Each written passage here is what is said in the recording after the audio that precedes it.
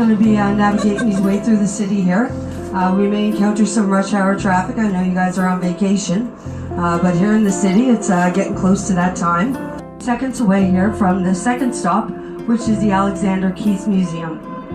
Alexander Keith was a brewer here in Halifax who came up with a fantastic recipe for a pale ale, which the soldiers loved. Soldiers got about a 1 gallon ration per day of ale, so it was very important to them that they found a nice pale ale. Yeah.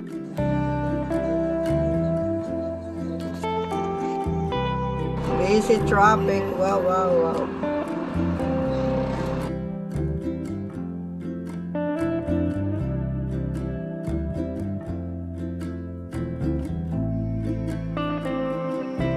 Here in Halifax, we joined Confederation, of course, in 1869, but up until then we were one of the British colonies. We were part of the Commonwealth well into the 40s.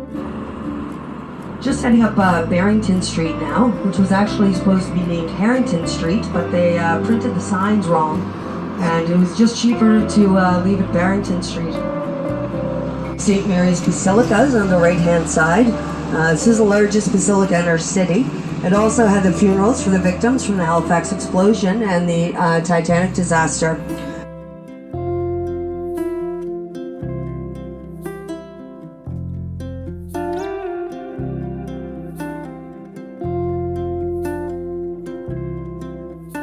So this is where they would have stored all their arms, especially for the cannons.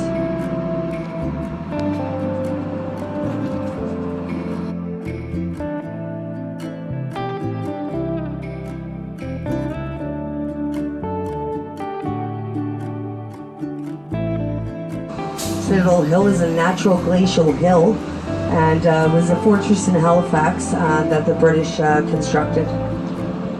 It's a star-shaped fortress with goes around 2.37 kilometers and offers panoramic views of the city.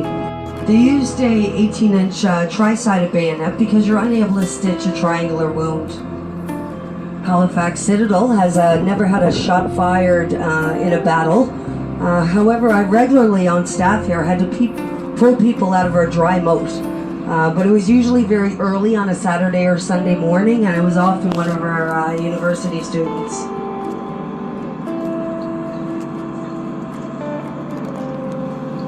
We had a law here in Halifax called Save the View up until a couple of years ago, which meant none of the buildings could be taller than 10 stories tall, because they wanted to protect the view of the harbor.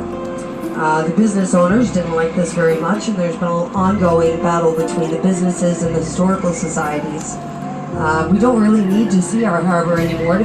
A dry moat is much deadlier than a wet moat. That's because you fall down into it, you can't swim across it, and then you have to climb up out of it.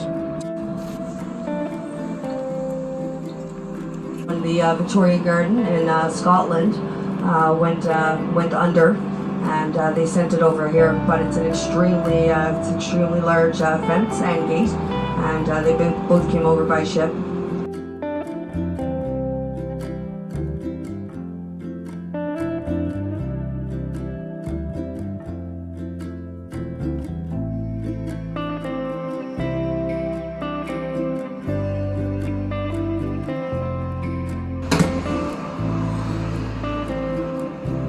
On the right-hand side, we're just passing the only area of the gardens where you're actually allowed to walk on the grass. This actually used to be a tennis court back in the 1800s. Nowadays, you'll see people doing Tai Chi there. A lot of times you can go in and have a picnic, and they have chessboards set up all around it as well.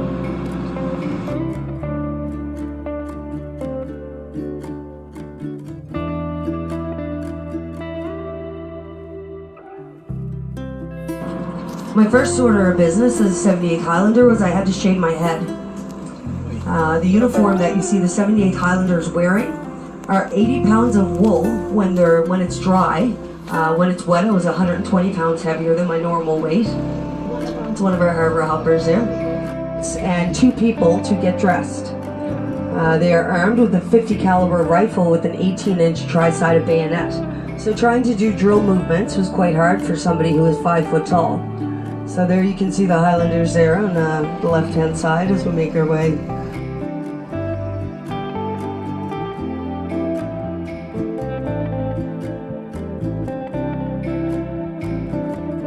Hand side, one of our cooler structures. It's our Halifax Armories.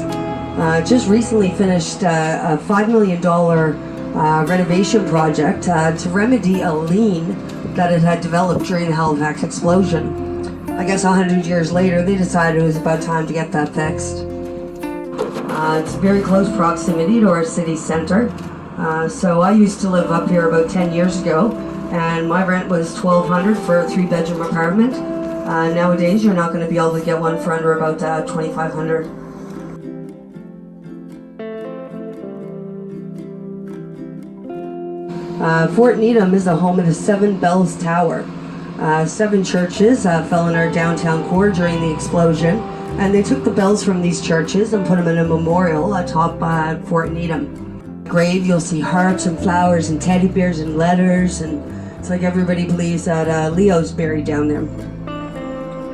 As I mentioned, we're on a 20-minute return, so this is stop number 9, the Fairview Lawn Cemetery. I'm going to get out and take a look around. If anybody just wants to take a photograph or something at the entrance, we'll have about 2 minutes and that's it.